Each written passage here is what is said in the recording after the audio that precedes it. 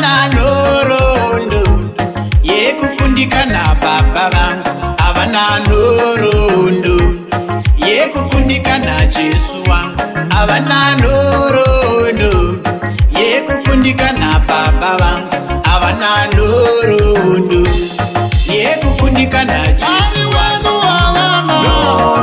avana nhoroondo Mwari wenu avana nhoroondo Jesu wangu kwete kwete Jesu wangu Jesu avana kwete kwete Jesu wangu Mwari wenu avana nhoroondo Mwari wenu avana nhoroondo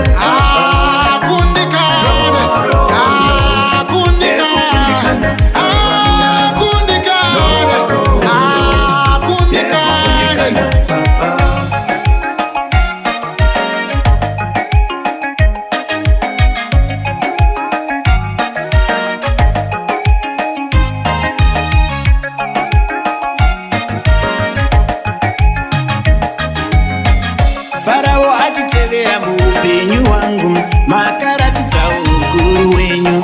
Paya ndaunganirwa nemuvengi, mandirwira mabasa. Joshua hondo yandikuta, makamisa zuva kufamba pagungwa tsvuku, makazarura nzira pasina maIsraeri nzara yarova, makanayisa mana amalekaitsi pakufamba, makaratidza ukuru wenyu kupinda nekubuda, munorwira venyu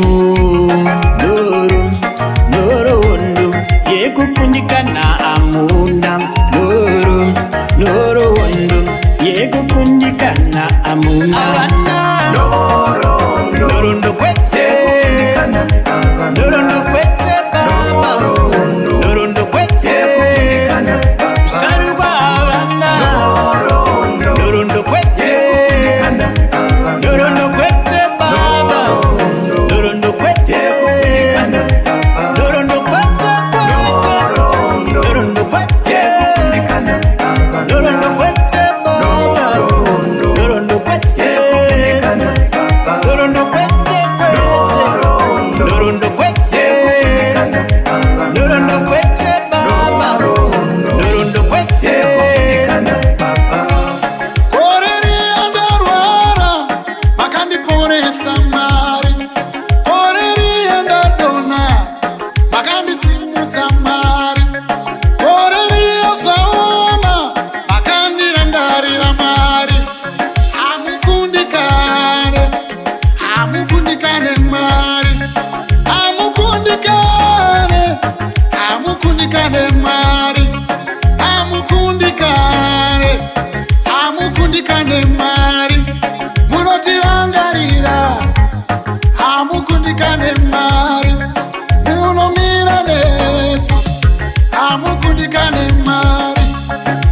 Nhoroondo yekukundikana avana, nhoroondo yekukundikana baba.